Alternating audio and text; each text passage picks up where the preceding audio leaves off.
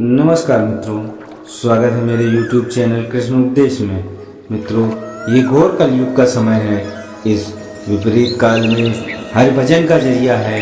जो भी मोक्ष को पाने के लिए जो हरि का नाम लेगा, हरि उसे बचाने के लिए इस कलयुग में भगवान का रूप धारण करके हमें बचाने आते हैं। इसी बातों को लेकर हम आए हैं कलयुग की कुछ ऐसी कथा जिन्होंने धर्मों में हिंदू की आस्था को और ज़्यादा भी प्रबल किया था। इसी कड़ी में लेकर आए हैं इस कलयुग की इस कथा में भगवान शिव की भक्तिन जो पूरा दिन भगवान शिव की पूजा करती रहती है। ये भक्तिन उसके हर सांस में भगवान शिव बसे हुए थे। 12वीं सदी में अक्का महादेवी नाम की एक स्त्री भगवान शिव की भक्त थी। वह स्त्री भगवान शिव की अपना पति मानती थी। बालकाल से ही उन्होंने अपने आप को पूरी तरह से भगवान शिव के नाम अपना जीवन समर्पित कर दिया था। जब वह स्त्री विवाह के लायक हुई तब वह एक राजा की नज़र इन अक्का महादेवी पर उस राजा की नज़र पड़ी। वो इतनी खूबसूरत थी कि राजा ने उसके माता पिता के सामने वह उनसे विवाह का तुरंत ही प्रस्ताव किया। मूका की मौजे तुम्हारी ये पुत्री मुझे बहुत सुंदर और सुशील लगी, इसीलिए मैं उनसे विवाह करना चाहता हूँ। ये बात सुनकर अक्का महादेवी की माता पिता ने उनके विवाह से इनकार कर दिया। तब वह राजा ने वह महादेवी के माता पिता को धमकाकर उसके माता पिता ने उनकी शादी अक्का महादेवी से उनकी शादी करवाई। माता पिता का आज्ञा का पालन करते हुए महादेवी ने उस राजा के साथ शादी तो कर ली, लेकिन पति राजा कौशिक को शारीरिक संबंध से दूर ही रहने को कहा। राजा कौशिक उस महादेवी के कई तरीके से उसके साथ प्रेम का निवेदन करता रहा, लेकिन उस महादेवी हर बार एक ही बात कहती है, मेरी शादी तो बहुत पहले से ही भगवान शिव के साथ हो गई है। ये कोई अक्का महादेवी को कोई मतभ्रम नहीं था, ये उनके लिए बहुत ही सच्ची बात थी। अक्का महादेवी से उनका कहना था कि मेरी शादी पहले से ही भगवान शिव के साथ हो गई है। ये बात सुनकर राजा कौशिक को ये बात सहन नहीं हुआ। एक दिन राजा ने सोचा कि ऐसे पत्नी को साथ रखने में कोई अर्थ नहीं और कोई भी लाभ नहीं। फिर राजा कई दिनों तक परेशान रहता और मन ही मन में वह ये बात को लेकर हमेशा सोचता रहता और उसे समझ नहीं आ रहा था कि वह क्या करे। पूरी तरह से राजा कौशिक इस बात को लेकर बहुत ही परेशान रहते थे। तब ये बात को लेकर उसे अक्का महादेवी को अपनी राज्यसभा में बुलाया और राज्यसभा से उसे फैसला करने को कहा। जब सभा में उस अक्का देवी को पूछा गया कि तब उस अक्का देवी ने महादेवी ने कहा कि मेरे पति कोई और हैं। तभी राजा को गुस्सा आ गया।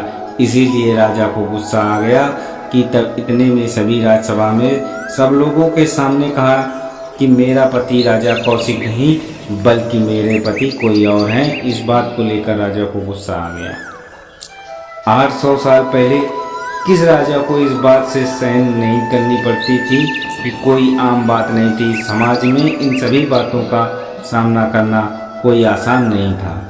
तब उस राजा कौशिक ने कहा कि अगर तुम विवाह किसी और के साथ हो गया तो तुम मेरे साथ क्या कर रही हो, जाओ यहाँ से तुम चली जाओ। यस, सब राजा ने कहकर उसको राज दरबार से उसको निकाल दिया। तब अक्का महादेवी ने कहा, जी भाई मैं चली जाती हूँ। ये बात कहकर अक्का देवी वहाँ से चली गई। भारत में उन दिनों ये महिलाओं के लिए ये सोचना भी निस्वार्थ था कि वह हमेशा के लिए अपने पति का घर छोड़कर वहाँ से भाग सकती हैं। लेकिन ये महादेवी अक्का वहाँ से चल पड़ी। जब राजा कौशिक ने देखा कि अक्का बिना कोई विरोध से उसे छोड़कर जा रही हैं, तब राजा को क्रोध के कारण उसके मन में दूरता आ गई। तब उस राजा ने महादेवी को कहा, जो तुमने कुछ पहना हुआ है, जो गहने कपड़े, ये सब कुछ मेरा है, ये सब कुछ तुम यहाँ पर छोड़ दो, फिर तुम यहाँ से जा सकती हो। 17-18 साल की अक्का महादेवी ने अपने सभी गहने और कपड़े सभी उतार दिए और वहाँ से निवस्त्र ही वहाँ से महादेवी चल पड़ी। उस दिन के बाद उन्होंने वस्त्र को पहनने से इनकार कर दिया था।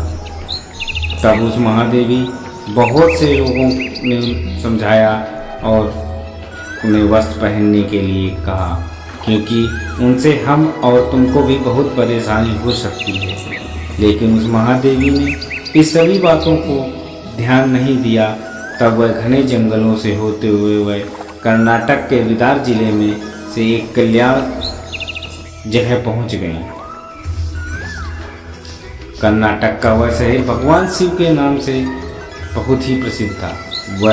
उसके बाद वह आध्यात्मिक सच में भाग लेना का प्रयास करती रही। धीरे धीरे महादेवी ने नाम का आध्यात्मिक का वर्णन प्रसार होने लगा था, जिसे प्रभावित होकर उसे महादेवी को बहुत ही बड़ी महानता दी। तब उनकी सादगी, ईश्वर निष्ठा, प्रेम, करुणा और नम्रता से ये सभी उस महादेवी के अंदर देखकर सभी साधु संतों, ऋषि, इन सभी उस पर बड़ा ही प्रभावित हुए थे। इन सभी कारण उसे अक्का महादेवी यानी बड़ी महादेवी के नाम से उसे सम्मानित किया गया था। तब से शिव भक्त महादेवी अक्का महादेवी के नाम से वह जानने लगी। कुछ दिनों के बाद वह एकांत में भगवान शिव भक्ति में लीन हो गई थी। लेकिन जब महादेवी का भगवान शिव के साथ तब उसका एकाग्रता नहीं हो पाया, तब वह कल्याण से श्रीशैलम वह पहुंच गई, जहां भगवान सैन्य मल्लिकार्जुन का मंदिर था। श्रीशैलम के अनादर उस घने जंगल के बीच वह बद्रीनाथ पर रेगिस्तान पर वहां एक गुफा थी। तब अक्का महादेवी उस गुफा में शरण ले ली और वह भगवान शिव की पूजा करने लगी। तब वहाँ एकाग्रता में होकर वह भगवान शिव के प्रति वहीं लीन हो गई। तब वहाँ भगवान शिव के लिंग में वहाँ समा गई। तो मित्रों, आपको आज की इस कलयुग की कथा में आपको कैसी लगी? उम्मीद करता हूँ कि आज की कथा आपको अच्छी लगी होगी।